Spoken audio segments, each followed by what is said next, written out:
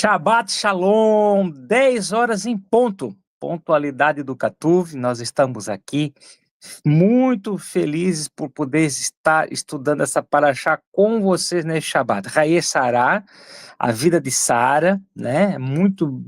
A gente tem grandes ensinamentos hoje, falar sobre cuidados que a gente tem que ter na nossa vida pessoal, principalmente, ei, você que está aí pensando em casar, essa paraxá você não pode perder, tá? Tem grandes coisas que nós precisamos pensar em termos de casamento. Casamento é algo muito sério, né? Muito sério mesmo, né? Então, nós precisamos tomar muitos cuidados, né? Quando a gente vai escolher alguém que vai passar o resto da vida conosco. Mas antes nós vamos orar, pedir ao Eterno entendimento, que a gente possa falar através do Ruach HaKodesh, né? Através do Santo Espírito, que possa encontrar guarida as palavras do Eterno no coração de cada um de nós. Como diz o nosso querido irmão, o Rocha, Marcos Felipe, do Teshuvah Total, abra o seu coração. Eu gosto muito quando ele utiliza essa expressão. Abra o seu coração. Hoje nós temos um professor convidado, que deve ser conhecido de vocês, um grande homem, estudioso da Torá também, né? E não vou falar o nome dele, vou deixar aqui em suspense, né? Porque ele vai fazer uma participação junto com o Rosh Wallace e, se for da vontade do Eterno, se for da vontade dele, aos pouquinhos ele vai sendo inserido aqui e vai estar sempre conosco aqui no Catuve, até se tornar um professor, ter cadeira permanente aqui junto conosco, tá bom? Então, já pedimos a você que ore a respeito disso. Eterno e soberano Deus de Israel, Bishem Yeshua, nós te agradecemos por estarmos no Shabat descansando, Senhor, neste dia tão maravilhoso que tu fizeste para que nós pudéssemos nos encontrar contigo, cuidar da nossa família, estudar a tua Torá, louvar, bendizer, exaltar o teu santo nome. Sabemos que no Shabat há uma porção dobrada da tua luz. Então, Senhor, venha ao nosso encontro, nos cure, nos salva, transforma a nossa vida e que possamos estar com os nossos ouvidos, os nossos olhos espirituais abertos para entender a tua palavra nesta manhã de Shabat. Abençoa a vida de todos os nossos professores aqui, de todos os nossos irmãos que estão online conosco. Bishem Yeshua HaMashiach, amém, ve amém. Amém? Bom, é isso aí. Bom, vamos falar sobre a paraxá, sobre a vida de Sara, né? Sara que teve um grande papel na vida aí de Abraão, né?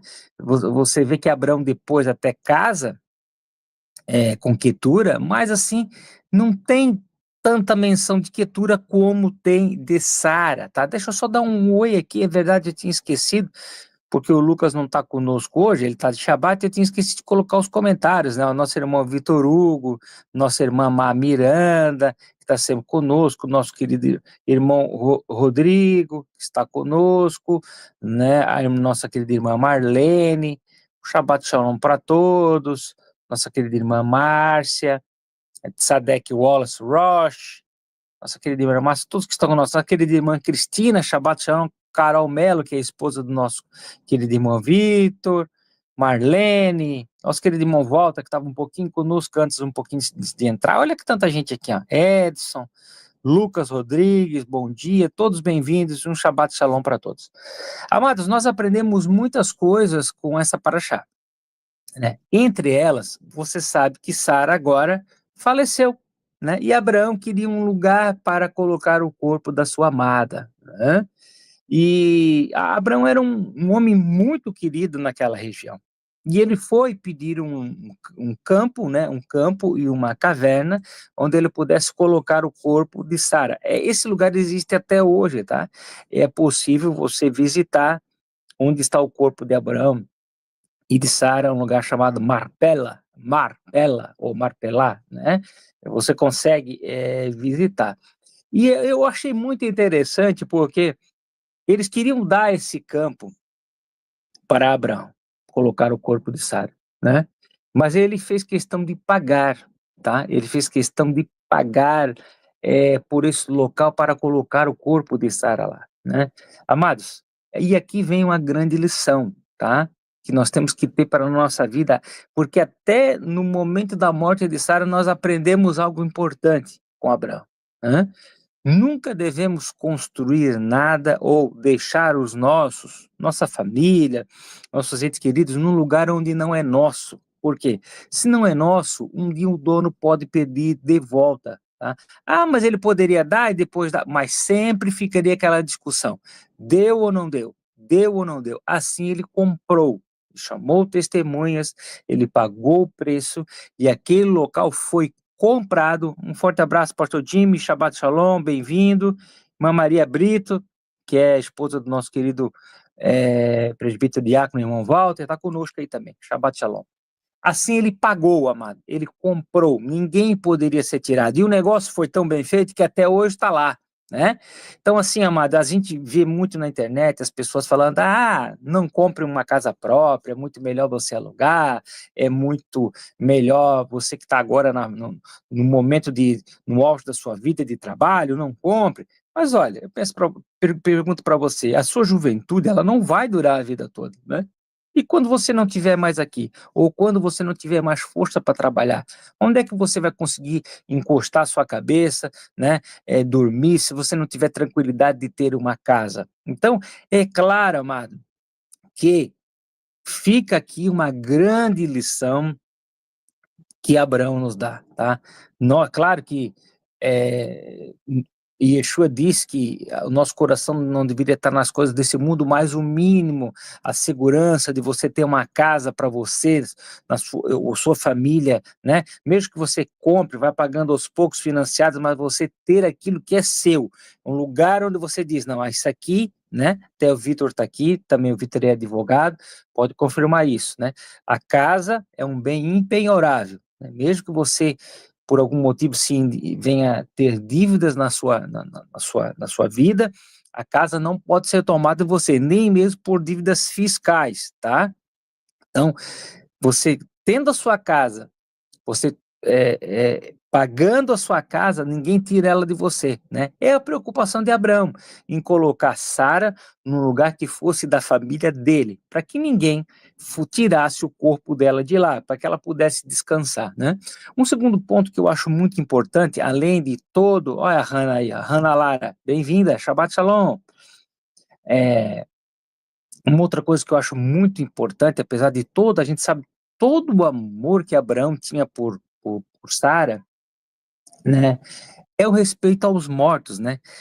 A gente vê os protestantes, eles não são muito ligados nessa questão, né?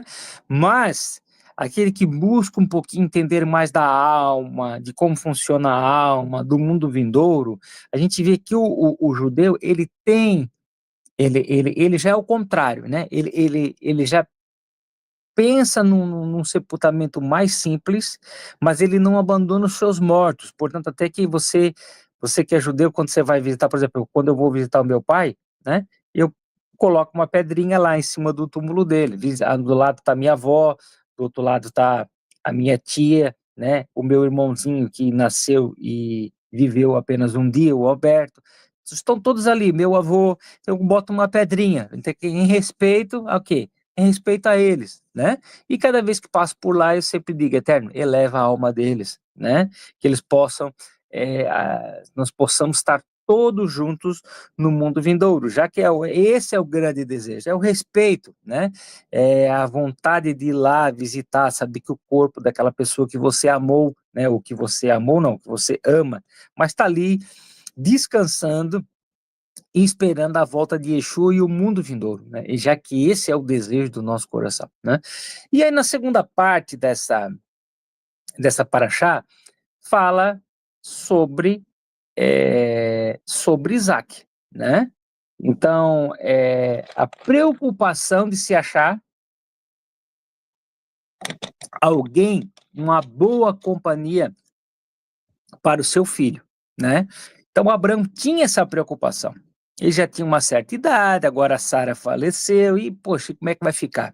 Como é que vai ficar a descendência? Como é que vai ser feita a continuidade? Com quem que ele vai casar? E às vezes, amado, a chave de um homem ter uma vida bem-sucedida ou de uma mulher ter uma vida bem-sucedida está no casamento. Então você não pode ter pressa em casar. essa ideia de casar pelos lindos olhos azuis, isso aí é pouco complicado. Claro que se juntar a beleza junto com o caráter, e se for uma pessoa temente ao eterno, né, da mesma fé sua, ótimo, tudo vai bem. Mas a questão de você já casar com alguém, com um jugo desigual, duas crenças diferentes, já vai dar problema na criação dos filhos, tá?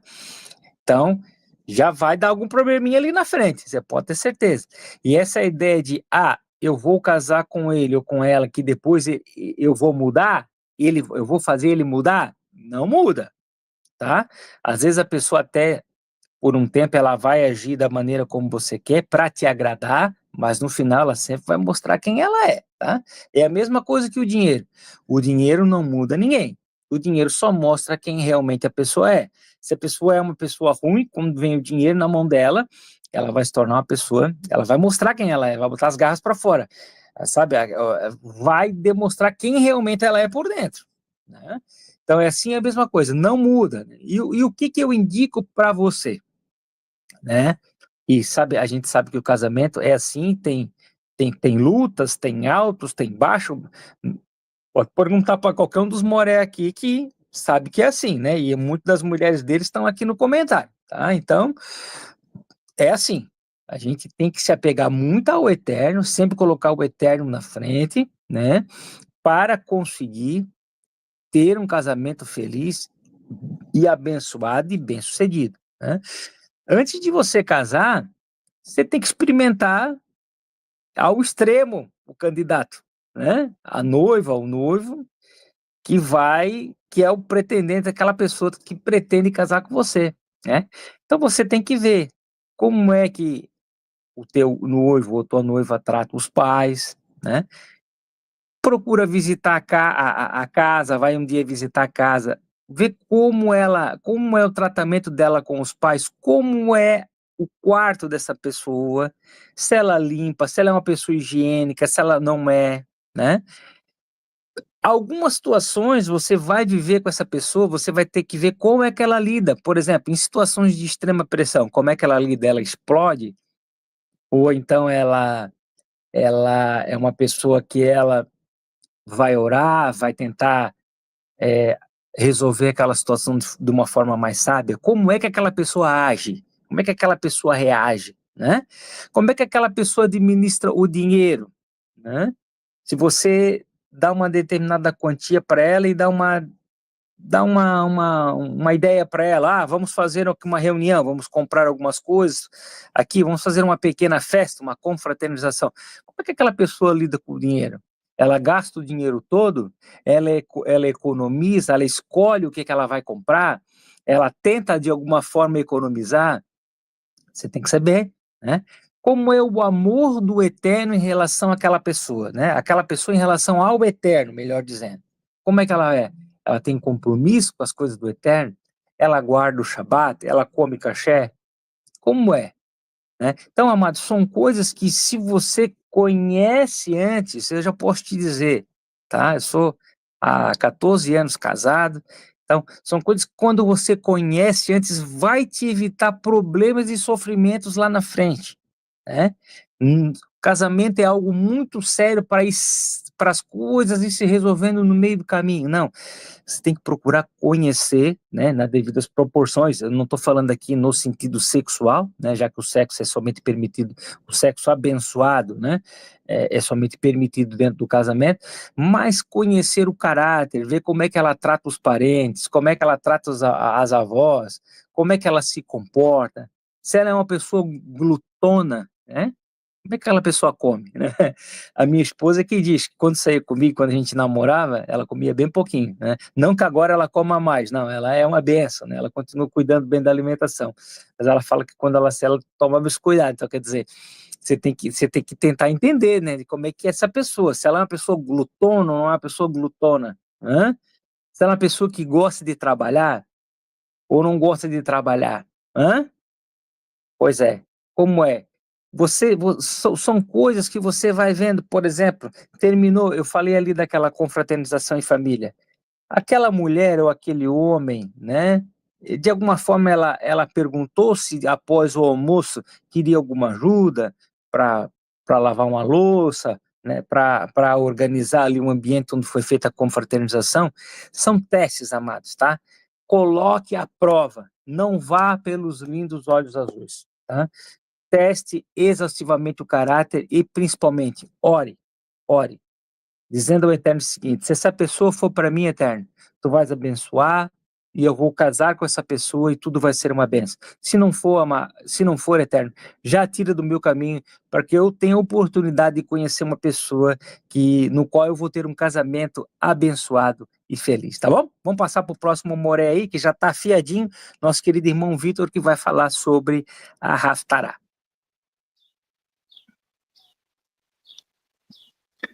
Shabbat Shalom, pegando o gancho, né, como se fala, essa questão de escolher, né, Shabbat passado, o irmão Fernando falou que estava completando o ano, né, estava de parabéns, 46, e para que eu não fique por baixo, hoje eu também estou completando o ano, 45, né, e falando em esposa, né, eu estou, agora em janeiro, eu e minha esposa faremos 24 anos, desde o começo do namoro, né? Então, há mais da metade da minha vida, né, eu estou com ela. E assim, antes nós não conhecíamos a palavra, apesar de sempre sermos inclinados às coisas de Deus. Mas o Eterno sabe e coloca as pessoas certas, né? Mas às vezes a gente escolhe as erradas, justamente pelo que o irmão Fernando falou, de não olhar, de não orar, de não buscar, de não fazer essa análise, né? Esses testes. Isso é muito importante. E quando a gente conhece a palavra, a gente tem um arcabouço melhor, uma base melhor para fazer essas escolhas. Minha filha, que está aí presente também, Hannah Lara, né? A gente fala muito disso. Ó, minha filha, você quem vai escolher o seu.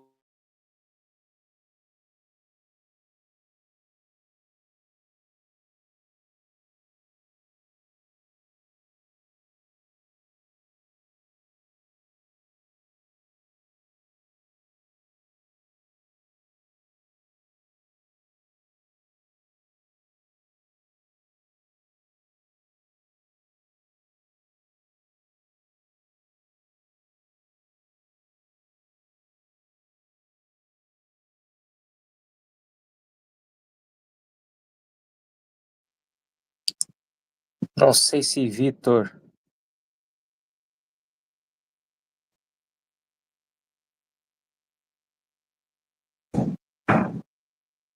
Roche?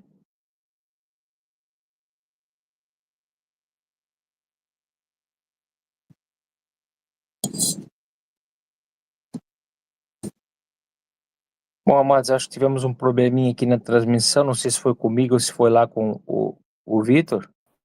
Deixa eu dar uma olhada aqui. Eu acho que foi com o Vitor, lá do Vitor. A internet caiu. Congelou a imagem dele.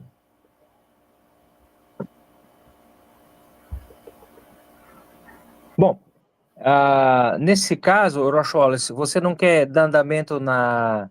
Pode ser. Pode ser? Pode. Quando o Vitor voltar, a gente inverte. Amém? Amém. Amém. Imprevistos acontecem, né, meu amado? Vou colocar, então, o Roche Wallace assim. Bom estudo para ti, meu irmão, então. Amém. Amados, estamos hoje com Mateus 8, né, em 9, né, e eu vou ficar com Mateus 8, então vamos dar aqui enquanto o Vitor não volta. A questão aqui que eu vou colocar seria, todo mundo já conhece a passagem, né? Então, a cura do leproso e tudo mais, e Yeshua cura um homem com lepra e instrui ele a oferecer o sacrifício exigido pela Torá. Primeiro ponto, porque alguns dizem que a Torá foi abolida, cancelada e falam tudo isso, né? Se Yeshua manda instituir o sacrifício, aí vem usar o segundo argumento. Não, aquilo é para quem foi. Então, se eu for nesse raciocínio, Yeshua não foi para gentil nenhum, né? Então, os 4 evangelhos seria só para nós que estamos em Techuvá. Pronto, a gente já ganhou ponto aí, não tem problema nenhum para nós, mas tem para eles que estão falando. E aí, quando eu falo isso, as pessoas dizem, é mesmo, não tem sentido esse argumento. Então, assim, vocês têm que pegar algumas perguntas, não para maldar, não, de forma nenhuma, mas vocês têm que abrir a mente dessas pessoas, porque está fechada muitas delas, não pararam para raciocinar. Então, eu trouxe mais uma visão cabalística agora. Então, é o Tikkun, na visão cabalística, seria o Tikkun, seria o Malhut, nessa passagem do leproso.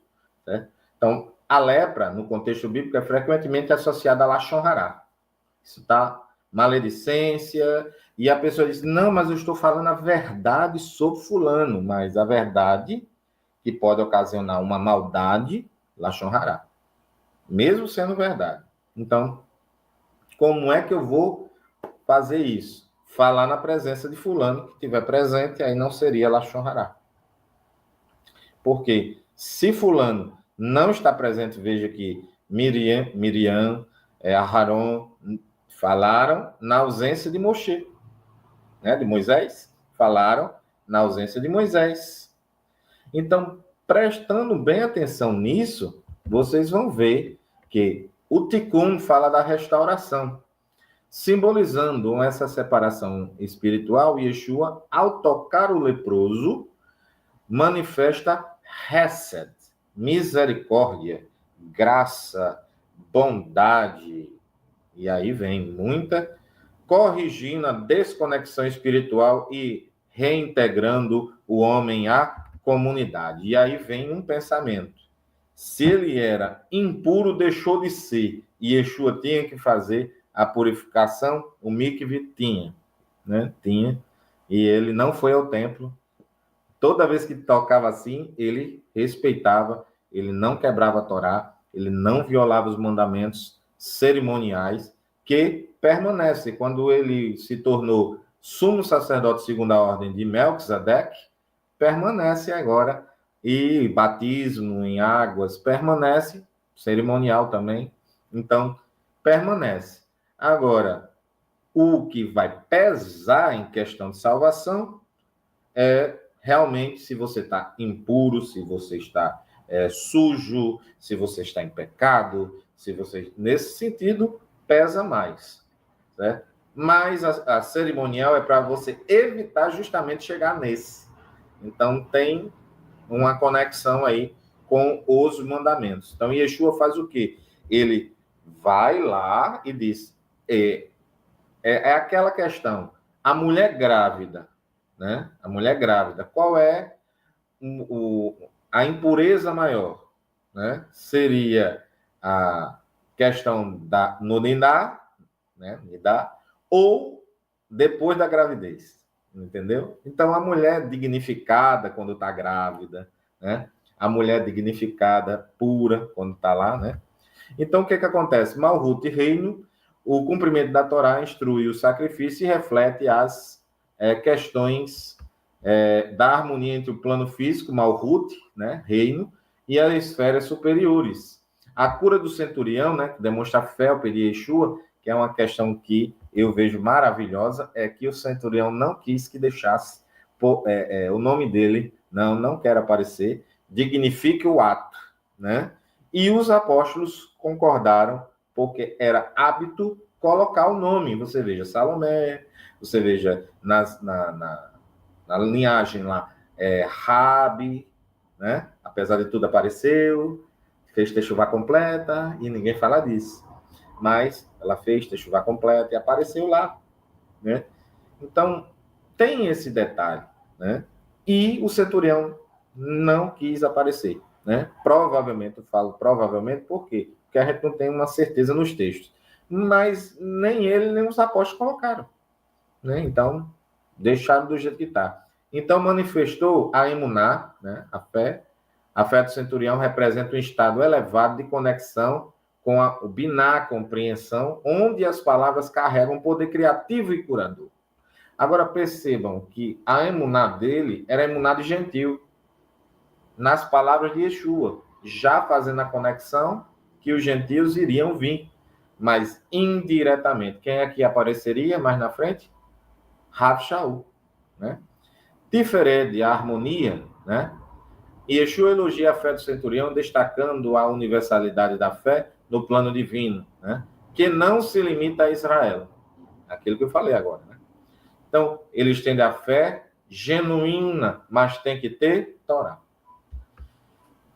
Então, a cura da sogra de Pedro, né, em outros milagres, né, Yeshua cura a sogra de Pedro, remove doença, expulsa demônio, cumprindo as palavras do profeta Isaías. E de fundamento, a cura da sogra de Pedro pode ser vista como uma restauração da energia vital, associada a Seferá Yesod, que conecta as bênçãos espirituais ao mundo físico. Da arte conhecimento, que está entre Gevurah e Hesed, a expulsão dos demônios reflete o domínio sobre forças negativas, restaurando o equilíbrio espiritual por meio da sabedoria divina, por meio desse conhecimento. Então, como é que você vai saber que é um espírito se você não tiver o conhecimento pela Bíblia, pela atuação? O que eu falo muito para as pessoas? Só não queiram se aprofundar muito nesse assunto. Por quê? Porque vocês têm que entender uma coisa. Se você menciona o nome de um espírito, de um Shedim, você está invocando ele. Então, não pode dizer o nome dele nem de forma correta. Tenha esse zelo, né? Por exemplo, o nome do encardido, vamos dizer assim. O nome dele aí a gente diz Samakel. Bota o Kaf no meio ali, né? Samakel. Então, não pronuncia o nome dele nem sinagoga, nem errado. Nem errado se pronuncia em sinagoga. Porque o lugar é extremamente kosher, santo, né? Então, perceba que tem esses detalhes, né? Então, cabalisticamente, Yeshua fala do compromisso, né? Lá no curso de seguir Yeshua, todo rabino diz assim, olha, para me seguir tem esses critérios. Todo rabino tem uns critériozinhos. Alguns já chegam dizendo, eu quero ser circuncidado. E aí, o rabino disse, não dá. Né? Então, perceba, circuncisão é o último estágio de alguém que quer, realmente deseja isso, da techuvá. Depois que realmente ela está convicta, depois que ela tem... e ela não já tem a Brit do coração, a aliança do coração, Halev, né? Então, não tem a Brit Halev já tem a circuncisão do coração? Então, por que vai correr imediatamente para isso? Todo Rav fala a mesma coisa que eu e o Fernando estão falando. Para que circuncisão no coração agora? Você é obrigado a fazer a circuncisão do coração se for chamado sem ser circuncidado? Não. Mas deixa o Rua confirmar. Eu sou contra de um lado, que diz que não faz em gentil, e sou contra no outro, que quer forçar o gentil a fazer. E eu sou contra. Essa é a visão de Rav Shaul. Nem pode forçar, nem pode proibir. Entenderam aí a questão? Então, Gevurah, disciplina, a exigência de deixar tudo e seguir Yeshua, reflete, vocês vejam que tem Kabbalah, né? Requer todo o foco no propósito divino. Hod, humildade, né? Rejeitar os confortos materiais do exercício da humildade, permitindo a conexão com o propósito espiritual mais elevado. Às vezes as pessoas dizem para mim assim, tome isso daqui, é pouco. Nunca é pouco, eu digo. Nunca é pouco. É uma semente, né? Muitas das pessoas dizem, eu vou ajudar o Catuve, mas é pouco. Não existe pouco, existe semente. Você está plantando. Aquela semente vai ser aumentada 30, 60 ou 100 por 1. Quem decide isso é o Eterno e a sua Kavaná. A tempestade, né? Yeshua acalma a tempestade e os endemoniados gadarenos, né? Então, o que acontece? Yeshua acalma a tempestade, mostrando controle sobre a natureza, né? Netzha, persistência, e Rod, entrega. A tempestade pode simbolizar as forças caóticas do mundo material, a tempestade nas nossas vidas e tudo mais. A ordem de Yeshua para que os ventos e as águas se acalmem reflete a harmonia entre a persistência espiritual e as submissões às leis divinas, né? E exatamente, nem o Eterno, Márcia, força ninguém, nem assim. A pessoa costuma muito dizer para mim, quer dizer que eu sou forçado, eu disse, nem a guardar a Torá, nem a obedecer o Eterno, nem a adorar a Ele. Você não é forçado a nada. Aí a pessoa, peraí, mas quer dizer que se eu fizer, eu recebo as mesmas bênçãos? Não. Então, você tem que ter, entender consequências, mas não é forçado, né? A pessoa está sem conhecimento do Eterno de nada, no mundo desviado. E agora? Entendeu? Então, não tem obrigação nenhuma. Os 2 endemoniados gadarenos, para a gente encerrar aqui e passar, Yeshua, o próximo Moré, Yeshua expulsa demônios de 2 homens que pedem para entrar em porcos. Porque eles disseram que queria entrar em porco, não no gado, não no pombo, não em animais puros, porque eles são impuros, é espírito impuro e o porco é impuro. Não quer dizer que em cada porco tem, não. Estou dizendo isso, não. Mas eles gostam da sujeira. Dentro do porco tem. Entendeu? Então, do julgamento, Din, julgamento, os demônios, representa a força Din, julgamento severo. Ao expulsá-los, Yeshua estabelece o equilíbrio entre Gevurah e Hesed. Tikunei Hanefesh, correção da alma. Aí vem a correção da alma, porque precisava de uma libertação dos homens. É um ato de reparação espiritual. Os porcos, considerados impuros, simbolizam o exílio dessas forças negativas para um estado incompatível com a santidade. E eu digo amém. Passo para o próximo professor.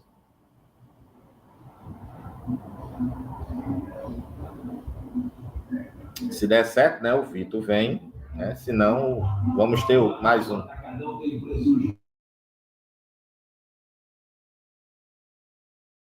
Vamos ter aqui nosso querido irmão Rodrigo, que vai fazer a participação agora, né? Dá continuidade e a gente encerra os inscritos na zero. Irmão Rodrigo. O microfone, Rodrigo, e a câmera.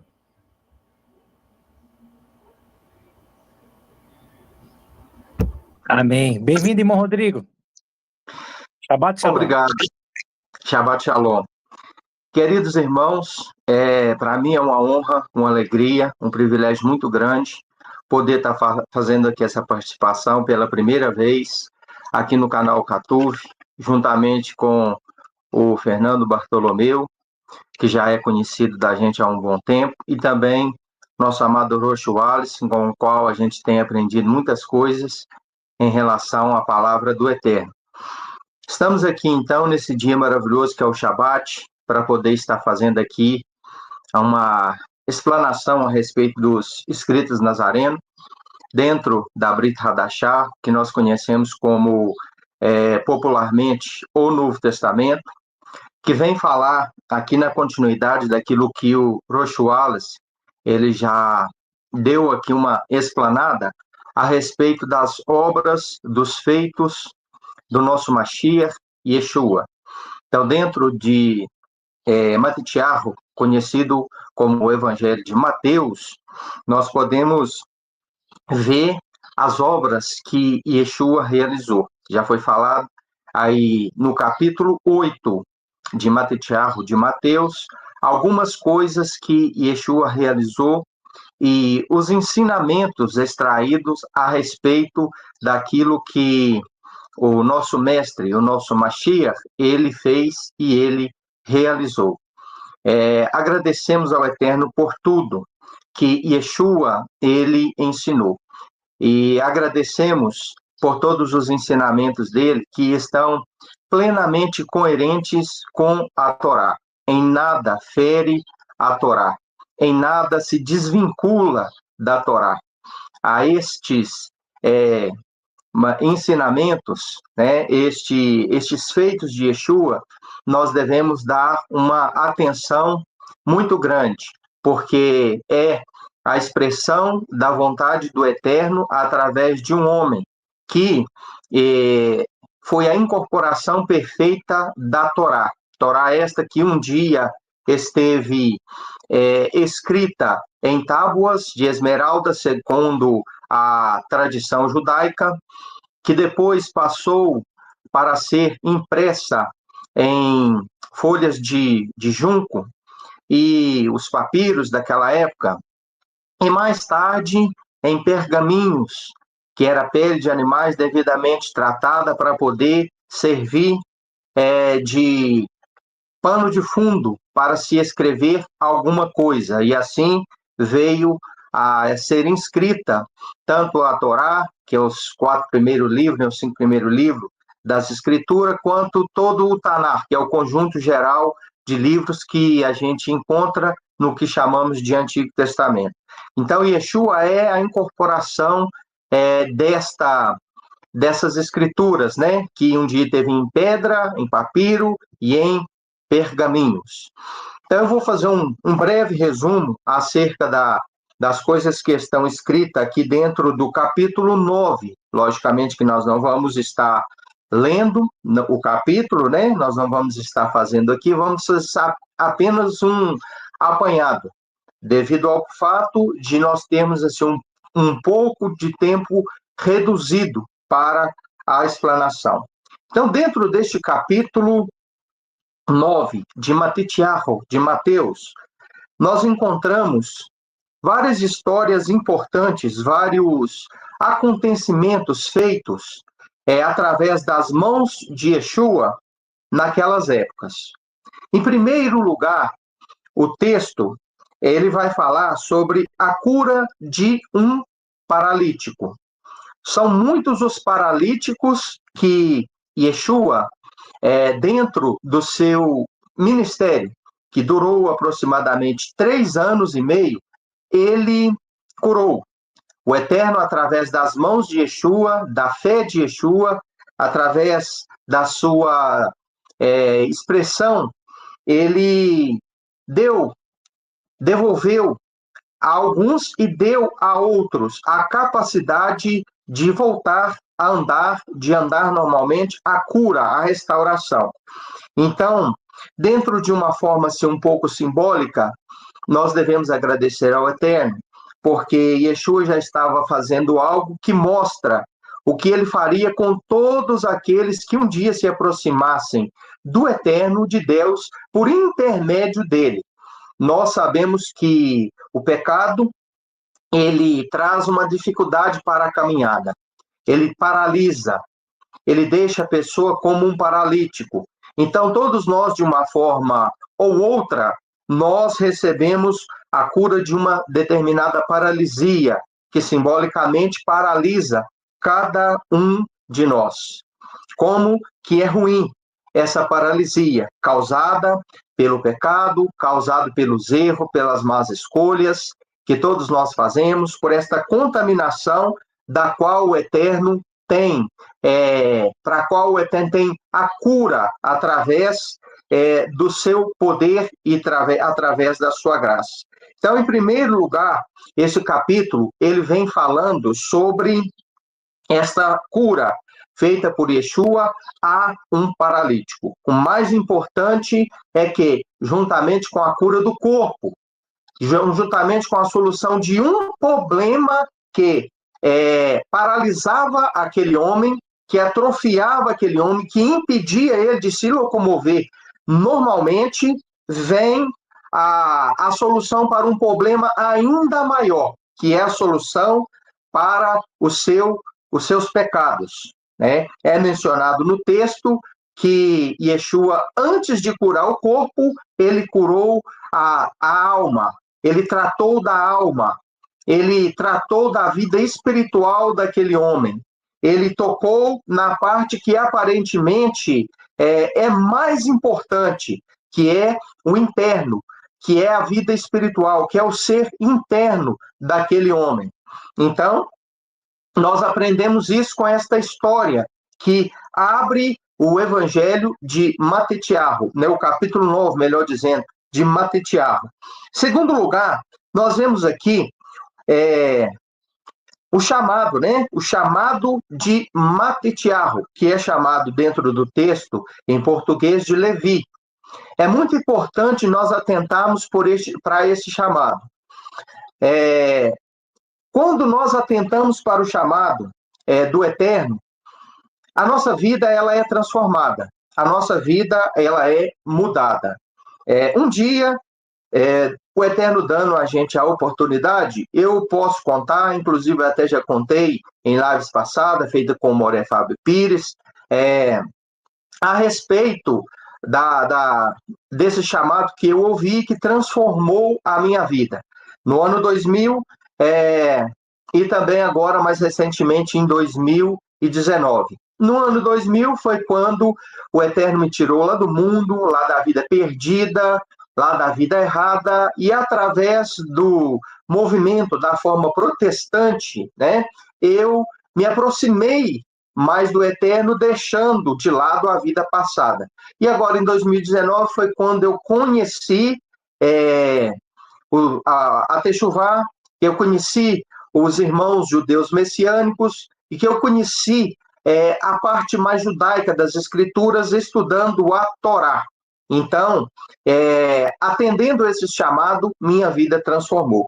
E dentro deste texto, aqui no capítulo 9, nós encontramos Yeshua chamando este homem, que escreve este evangelho, vamos dizer assim, né? Que escreve aqui o primeiro livro da Brit Hadashah, chamado Matetiarro, ou Mateus, né, em português. Então, ele deu ouvidos quando Yeshua se dirigiu a ele e disse, deixa tudo que você está fazendo, larga tudo que você está fazendo e me siga.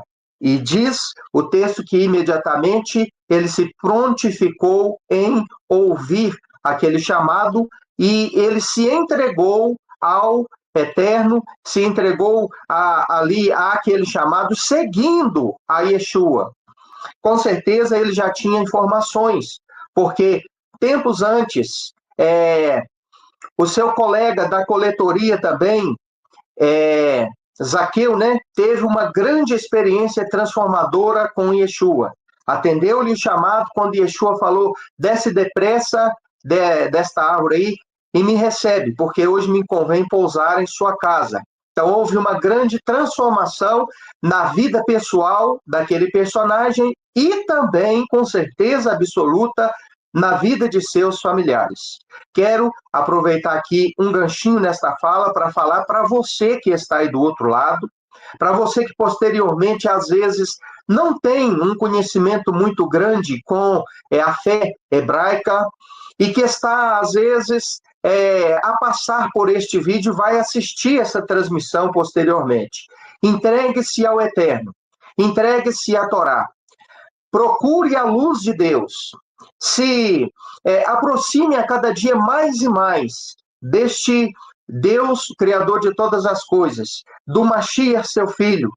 Ouça as palavras do Mestre, se aproxime, atenda ao chamado, pois a sua vida ela vai transformar, assim como transformou a vida deste homem.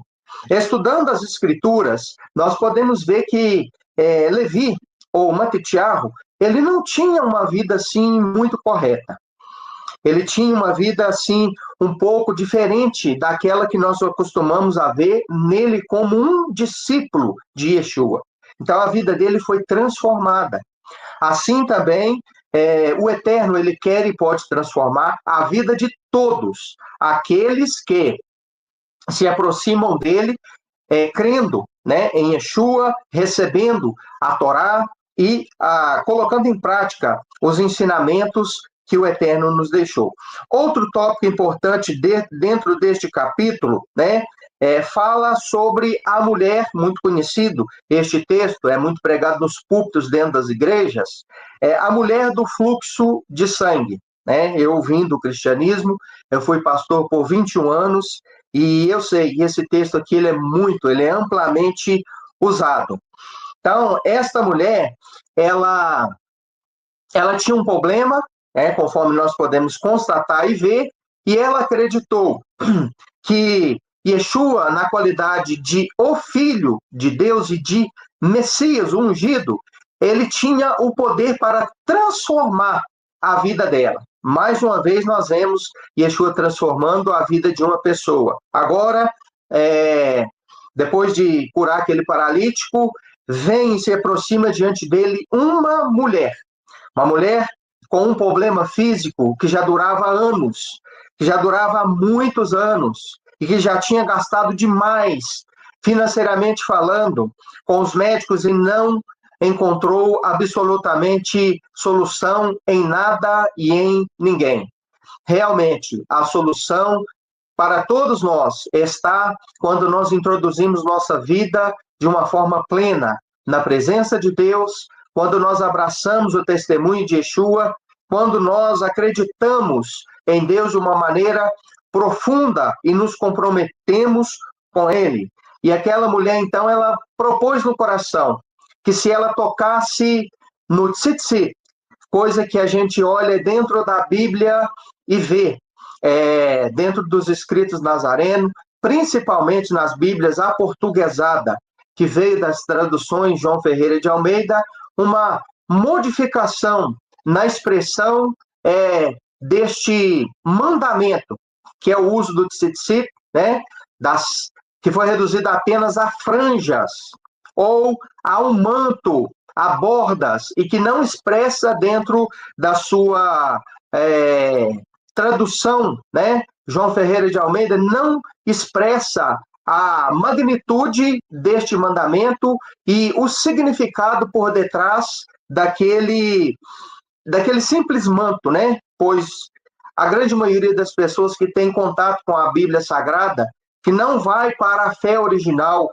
que desconhece o mandamento do tzitzit, ela passa despercebida e não vê que Yeshua estava usando algo completamente judaico, que Yeshua estava usando algo que é um mandamento expresso ali de Números, o livro de Números, um dos livros da Torá, que é fazer ali o tzitzit, as franjas, com aquele significado todo especial nas 4 bordas das vestes. Então, Yeshua usa aqui uma vestimenta judaica, que é um mandamento do Eterno, e através do toque no tzitzit de Yeshua, que era uma parte espiritual muito forte, sagrada, aquela mulher, então, ela recebe a cura, ela recebe a restauração, ela recebe, então, uma transformação em ver o seu corpo ora doente, já por mais de 12 anos, agora recebendo aquele alívio, recebendo ali aquela transformação. E também o texto, ele fala da cura de 2 cegos, homens que se aproximaram do Eterno, que se aproximaram de Yeshua por intermédio, ali daqueles acontecimentos, e que receberam a capacidade de enxergar, de ter a sua visão ampliada, de receber a restauração para a cura da sua visão.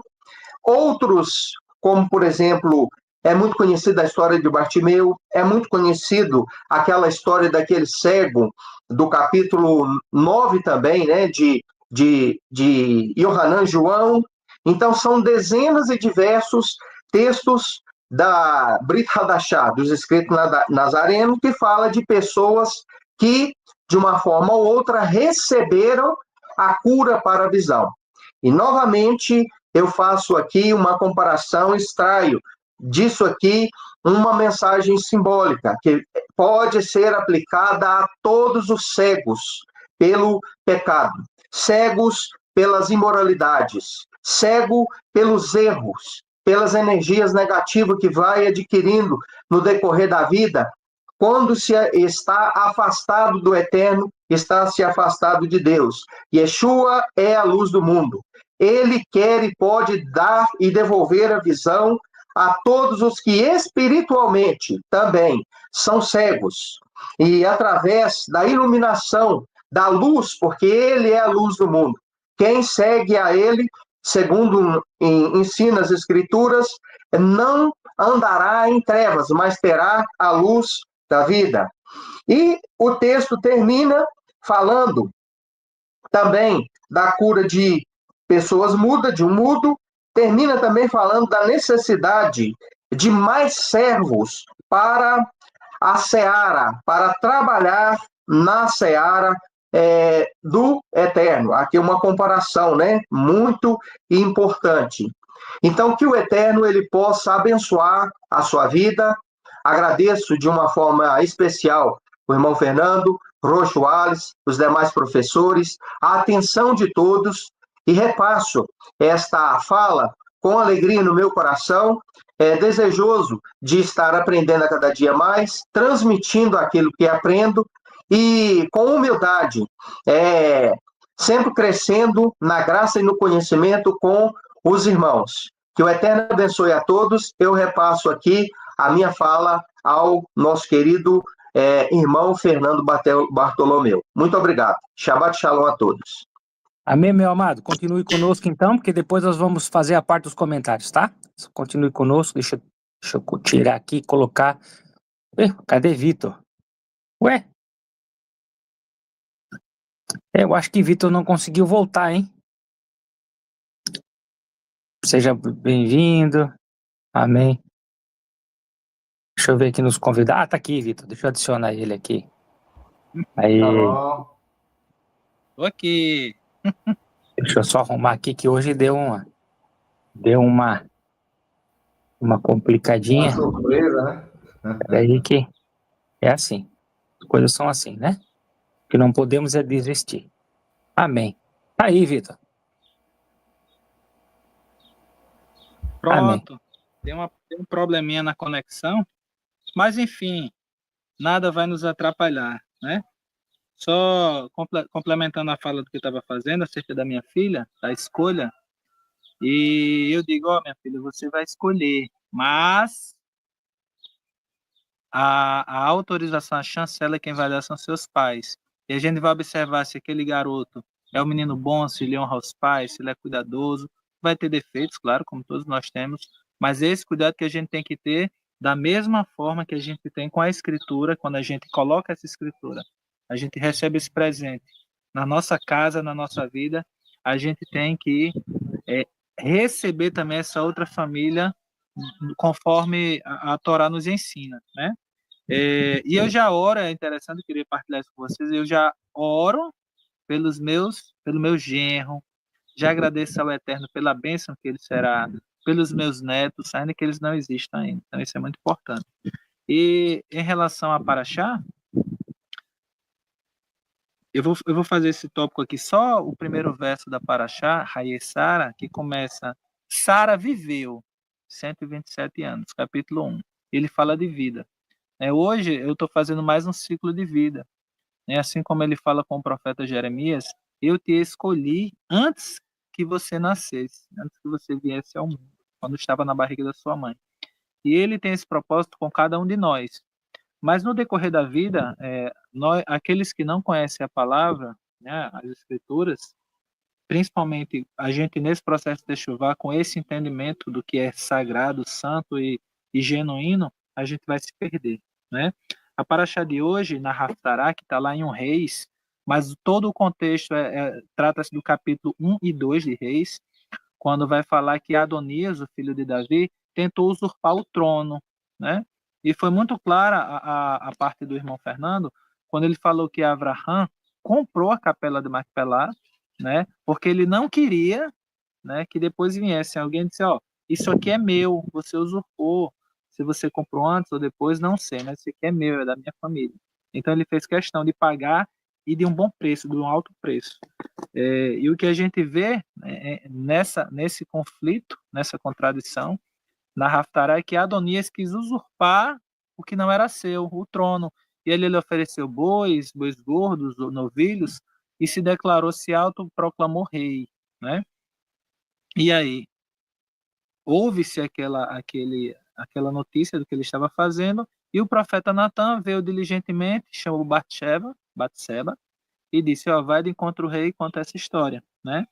E ela diligentemente falou, ó, você prometeu o rei, meu rei, você prometeu o reino a seu filho, a meu filho, Salomão, né? Que era uma promessa do Eterno, quando o Eterno, inclusive usando o próprio profeta Natan, disse que Shilomô seria o escolhido, né? Quando ele tinha tido aquela questão do perdão com Davi, Batseba, e o chamou de Gededia, né? Gededias, né?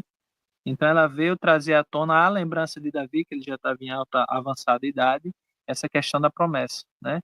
E a gente fazendo também uma comparação de Sara com Batseba, né? Há ciclos na nossa vida, né? Há ciclos na nossa vida. No momento inicial, Sara não creu pela avançada idade que aquela promessa de gerar um filho, da promessa, se cumpriria, né? E ela deu Agar a Abraão. Ela não teve paciência de esperar. Agora, 90 anos, mas ela avançou, colocou o carro na frente dos bois, né? Da mesma forma, no momento inicial, Batseba, né, teve toda aquela questão do adultério, mas no momento posterior, assim como nós, principalmente as mulheres, devem ter como parâmetro Sara, a primeira matriarca, aquela que era um exemplo para as mulheres de justiça, de integridade, de conselho. Essa paraxá que a Haftarah também fala de conselho, quando o profeta Natan vai dar esse conselho a Batseba, né? Da mesma forma, ela, num tempo futuro, ela era conselheira ali do seu próprio filho, né? E ela dava conselhos ali para que um reinado, para que Salomão fosse justo, agisse com justiça, enfim. E o texto vai tratar disso, ele vai falar de traição, né? E ao mesmo tempo ele vai falar de justiça, né? As pessoas que estavam próximas de Davi, como o comandante Eliabe, o profeta Abiatar, né?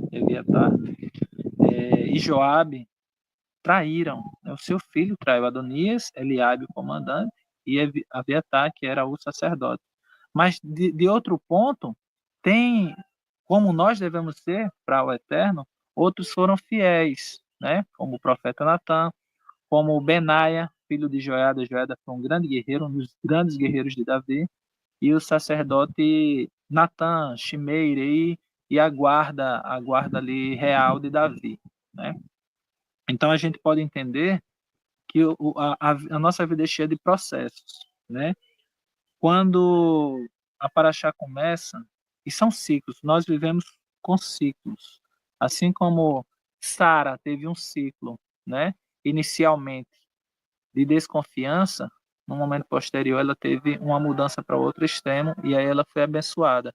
Batsheba da mesma forma, ela teve um ciclo de escuridão, vamos dizer assim, e depois ela teve essa redenção. Assim como o dia começa ao entardecer, né? E ele acaba ao entardecer, né? Ele começa ali nas trevas, no início das trevas, que é a noite, e acaba na luz. Assim é o nosso processo de chuva. Não importa como a gente começou, se nas trevas, né? O que importa é como vamos terminar na luz. A gente já passou nessa fase, vem andando nessa fase quando Yeshua disse: eu sou a luz do mundo e vocês são a luz do mundo, né? E qual, assim como Davi, nessa paraxá, ele vai, nessa Haftará, no capítulo 2 ali, ele vai abençoar, dar instruções a Salomão, a Shlomo, mas ele vai morrer, né? E qual o legado que Davi deixou? Então a gente tem que estar atento a isso. E não é deixar para dar um legado no fim da vida, né?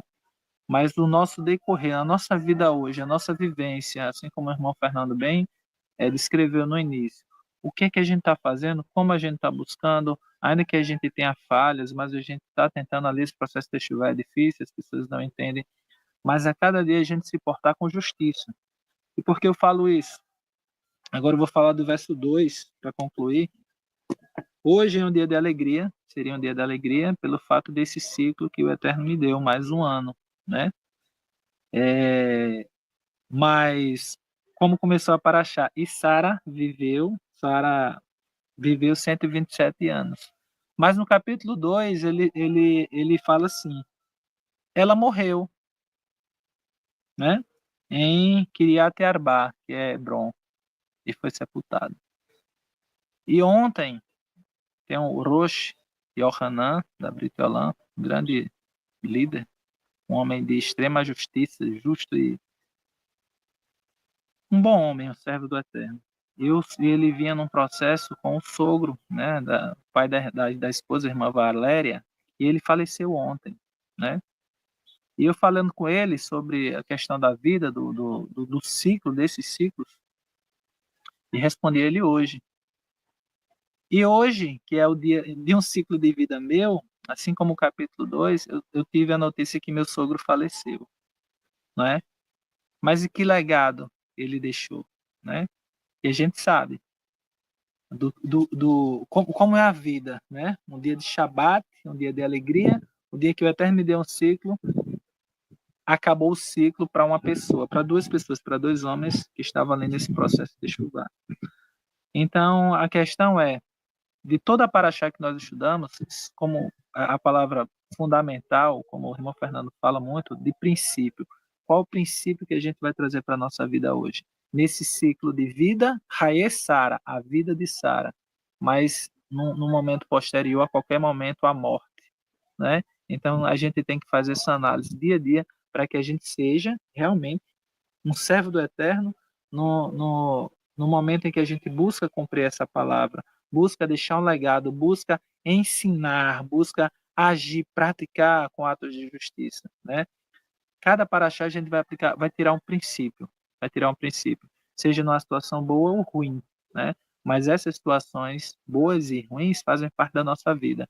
Boas para nos alegrar e reconhecer a misericórdia do Eterno, e nas que forem ruins, como um processo de restauração e de purificação, de aprendizado, para que a gente seja fortalecido a cada dia na obra do Eterno. Então fica essa mensagem, né? Teve esses problemas, não acompanhei o chat, mas obrigado pelas felicitações e que a cada dia nós possamos estar mais unidos nesse processo, indo, buscando, lutando e nunca desistir, porque a morte ela é um processo natural, né? Mas que a gente não venha, como está escrito em Hebreus, se não me engano, ao homem está determinado morrer uma vez. Até que a morte nos alcance, a morte física, que seja a única vez, né? Mas que nós não venhamos a dar frutos maus para que a gente não tenha a segunda morte, mas que a gente alcance o favor do Eterno para que tenhamos a vida eterna. E Yeshua já veio trazer essa redenção para nós, esse tikkun, esse conceito. Amém? Essa é a mensagem.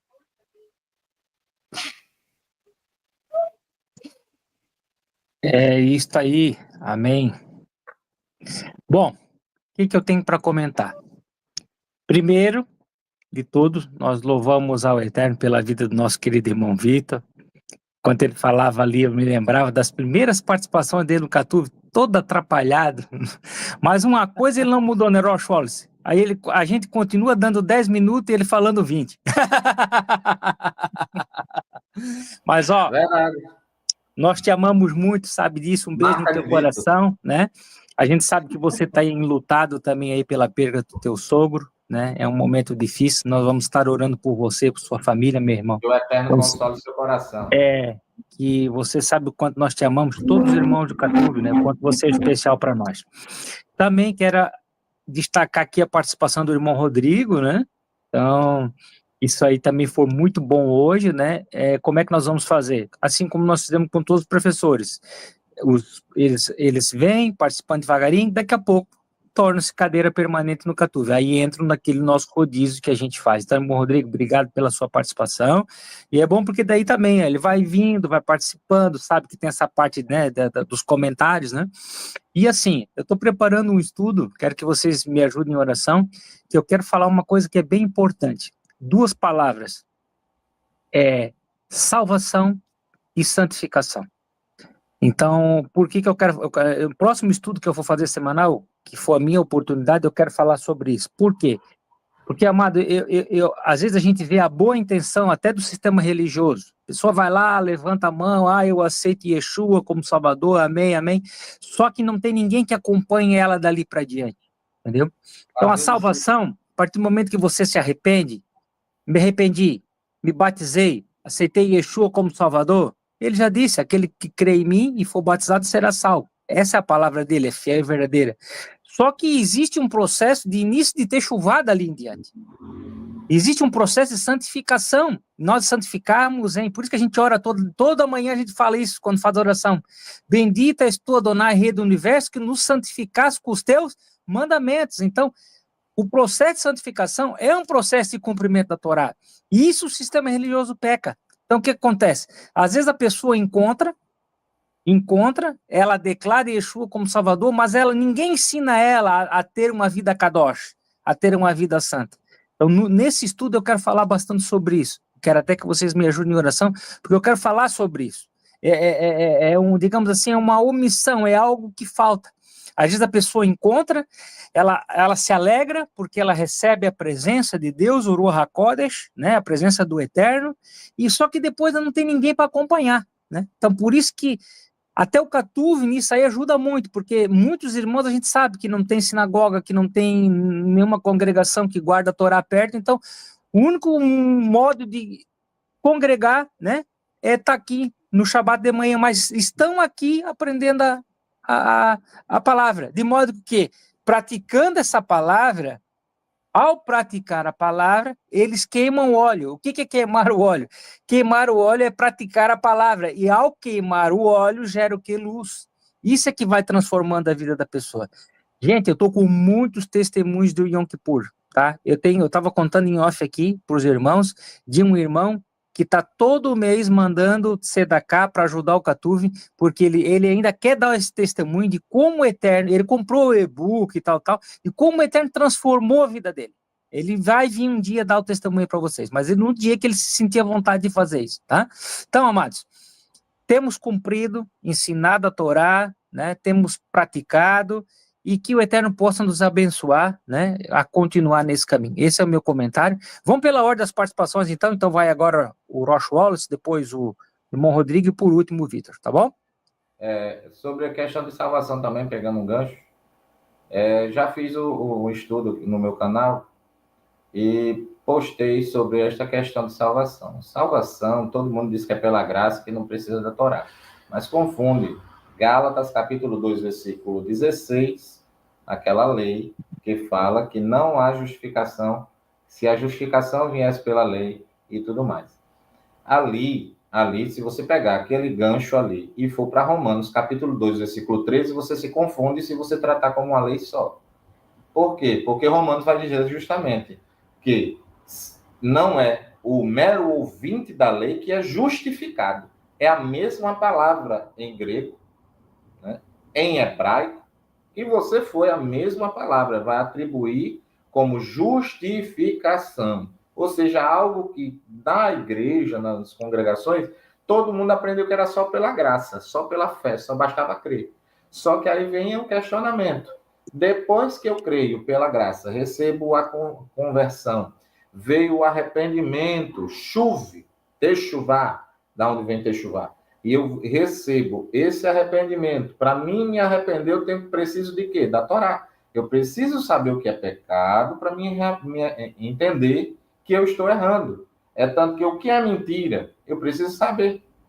Como é que é cobiça? Eu preciso saber.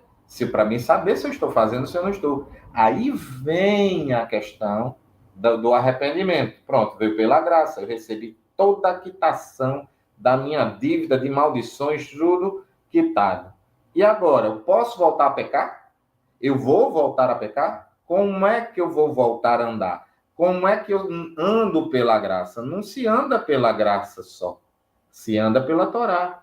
Então, é isso daí que eu falo muito, que salvação é pelas duas coisas. É pela Torá e pela graça. A graça é muito claro lá. Eu dei como dom o dom da salvação. Pronto, é pela graça. Não discuto isso. Mas depois que você recebe, o que você faz? E Yeshua diz, guarda os mandamentos. Lá em Apocalipse, quem vai ser chamado? Duas pernas, né? Quem guarda os mandamentos e quem tem o testemunho de Yeshua. Aí tem uns de um lado que só tem a graça, só tem o testemunho de Yeshua, não vai ser chamado. e o outro só guarda os mandamentos, também não vai ser chamado. Então, nós devemos entender que é duas pernas, Torá e testemunho de Yeshua. Amém. Rodrigo. Amém. Sobre a questão aí que foi falado aí pelo nosso irmão Fernando Bartolomeu a respeito desse ensino semanal, é importantíssimo esses dois temas, viu? Urge, a necessidade é grande de disseminar esse assunto, visto que nós estamos num patamar muito elevado, numa época muito complicada, e que as pessoas estão necessitando demais saber sobre a salvação. E o outro tema que eu gostaria de falar, que é o propósito do irmão Fernando Bartolomeu, é sobre a santificação. Olha, meus irmãos, o sistema religioso, ele erra muito quando vai falar de santificação. Shaul, ele falou muito bem, resumidamente, aqui em 5:23 aos Tessalonicenses, primeiro, a carta que ele escreveu, quando ele diz assim, que o Deus de Shalom vos torne totalmente santos, que o seu espírito, alma e corpo sejam mantidos íntegros e inculpáveis para a vinda do nosso Senhor Yeshua, o Messias. Então, essa santificação que abrange corpo, alma e espírito, ou espírito, alma e corpo, ela é importante. O sistema, infelizmente, ele ensina parcialmente a santificação do corpo. Como messiânicos, judeus messiânicos, como conhecedores da Torá, é muito necessário a gente ensinar para as pessoas essa questão da santificação, que abrange essas três áreas, né? Dentro do sistema, infelizmente, é falado muito sobre a questão de não ir numa festa, não ouvir determinada música, não vestir determinado tipo de roupa, tal. Essas coisas são todas importantes, mas quando se fala também da santificação do corpo, vai se falar também da questão da alimentação. E essa questão da alimentação é uma coisa que as pessoas passam por cima, né? Então, essa questão da santificação, ela é muito importante. Depois de muito tempo que eu fui descobrir, de muitos anos pregando, é que eu fui descobrir que o famoso texto, sede santos, porque eu, o Senhor, sou santo, que a gente cita amplamente quando vai falar de santificação, dentro do sistema religioso, como eu fui um pastor, citava isso sempre. Ele saiu de onde? Ele saiu de Levítico 11, que vai falar justamente da questão da kasherut. Então, eu nunca imaginei na minha vida que sede santo, porque eu, Senhor, sou santo, sai de um texto que é um dos textos mais desprezados das Escrituras, que é um texto que fala sobre a questão da alimentação, que padroniza a alimentação. Então, isso é muito importante, a gente ter essa ótica, essa perspectiva e repassar ela. Só isso. Que o Eterno abençoe. Amém. Amém. Vou ser bem breve, mas está lá em Apocalipse 22, já no finalzinho, que diz o seguinte: isso serve para mim e serve para todos. Mais ou menos assim: quem é santo, se santifique mais. E quem é sujo, se suje mais, né? Então, que a gente possa ter esse entendimento, né? Isso é todos os dias, a techuvá é diária, né? Eu queria só fazer um pedido. Essa semana, os dias estão maus. Essa semana foi mais uma semana de luta na minha vida e queria partilhar com vocês e peço orações, né? Esse clamor até a data que está breve, porque minha filha vai fazer a cirurgia, a Daça, né? Do sopro do coração, da cardiopatia e da hipertensão pulmonar. É uma cirurgia de risco, mas o Eterno já cuida, ela é um propósito do Eterno, a gente está em paz. Mas a gente pede o clamor, né, e a oração dos justos, porque a gente sabe que a oração de um justo pode muito ter seus efeitos. Então eu peço, com humildade, com amor, né, como um só corpo, esse clamor, que a gente mantenha esse propósito também para minha filha. Amém? Esse pedido. Amém. Vamos então fazer a bênção arônica, né? Pela sequência, então, é o Vitor que faz a oração, né? Já que tá com a Haftará. Isso, Vitor Eu fará. queria pedir, eu não sei se o Rodrigo está aí, eu queria repassar essa minha fala para ele, se ele puder Vamos ver participar. se ele tá aqui na... Deixa eu ver se ele tá Se ele não tiver, eu já peço ao Wallace para fazer essa oração. Amém. Então, o Rosh Wallace vai fazer a oração. O irmão Rodrigo saiu já. E então, eu vou fazer a bênção arônica e Rosh Wallace fará a oração. Amém? Sim. Vamos lá, então. Ivaverecha, Adonai, Veish Merecha, Iaer, Panavelecha, Vihuneca. Está Adonai, Panavelecha, Versem Lecha Shalom. Que o Eterno nos abençoe e nos guarde, volva sua face para nós, tenha misericórdia de nós, que o Eterno volva sua face para nós e nos dê a Shalom, que Ele nos dê a paz, que Ele nos dê a paz, a tranquilidade, confortando a família do Vitor, ajudando ele nesse momento, em nome de Yeshua, amém. Rosh Wallace. Bendito seja o Senhor, nosso Deus, Rei do Universo, que nos santificou com os teus mandamentos e nos trouxe esse dia maravilhoso de Shabat. Que o Senhor venha abençoando, Senhor, a todos nós que estamos, Senhor, neste canal, neste momento, e os que vão assistir. Consola o coração do Moravito, que ele venha, Senhor, a ser consolado, confortado, que todos da família dele recebam esse conforto, e que venha, Senhor, a receber muitas tefilotes, para que venha, Senhor, a ser confortado. Mas que, Senhor, acima de tudo, permaneça firme no caminho da Techuvá.